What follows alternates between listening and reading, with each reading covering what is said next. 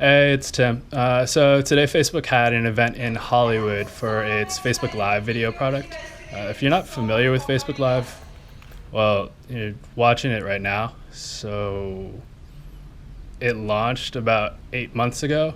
It's basically just a way for people to broadcast whatever they're doing in the moment live on Facebook. It's not the only live streaming app out there. Twitter has Periscope. There's also Meerkat and YouNow. YouTube's supposedly working on its own live streaming app.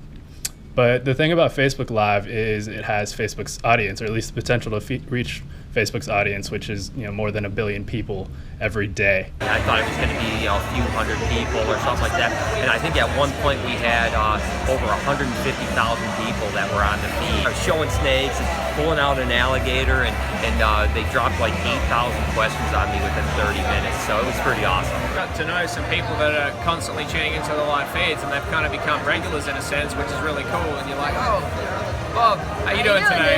Yeah. All of the Facebook execs and creators that I talked to today seemed kind of surprised at how quickly Facebook Live has taken off. We're kind of blown away by how much usage it's gotten from broadcasters, how interactive and engaging it's been for viewers. In the last couple of months, we've really seen just awesome adoption and a lot of different use cases. So that's why we've invested so much in the product so fast.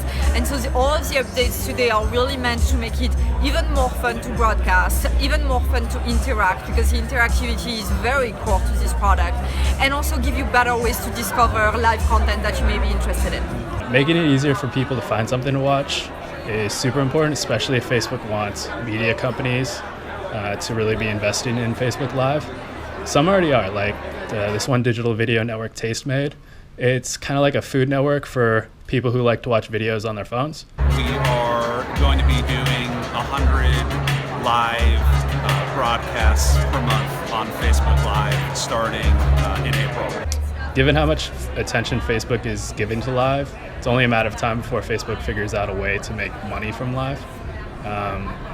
Talked with Fiji Simo, who's the product director for video over at Facebook, and she led me to believe that advertising will be involved. We know that partners are going to need a way to really monetize their presence on Live, and we're really committed to finding a monetization model that works for them. So we're going to be working with some of them to figure out something that works for people, for partners, for advertisers, all three constituents.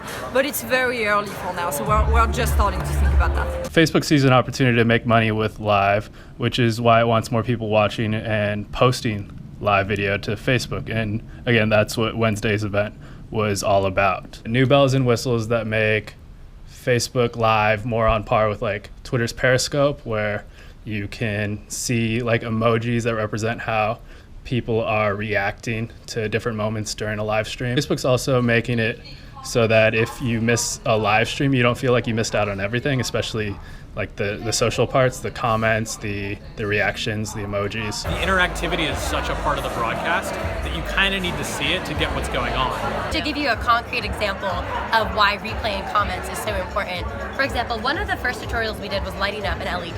So LEDs are really small components. You use a tiny light emitting diode, a breadboard, and some wires. Because those parts are so small, the camera really has to zoom in on top of them.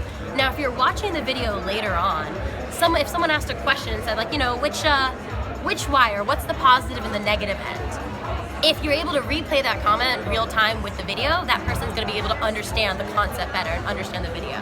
The biggest news, I think, is Facebook propping up live video even more within its app.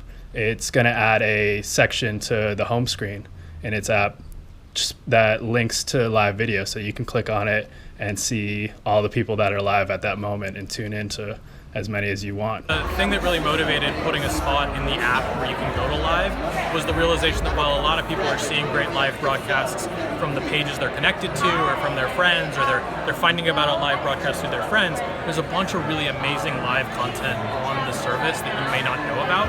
And the idea behind having that video button in the app was for people who want to go see what's going on around the world with live and or on a particular topic, having a space for them to go to. Having a topic of science and technology would be fantastic, knowing that we have companies like ourselves or astronauts out there that are doing really great, nerdy, geeky things that everyone can share. I can be in my section. So whether it's wildlife or animals or whatever that section's going to be, people can find me because they can go to that section. It's not just in someone's news feed, but they can go, hey, what's going on in the wildlife world? And then all of a sudden, bam, my video's there. They're going to start following me.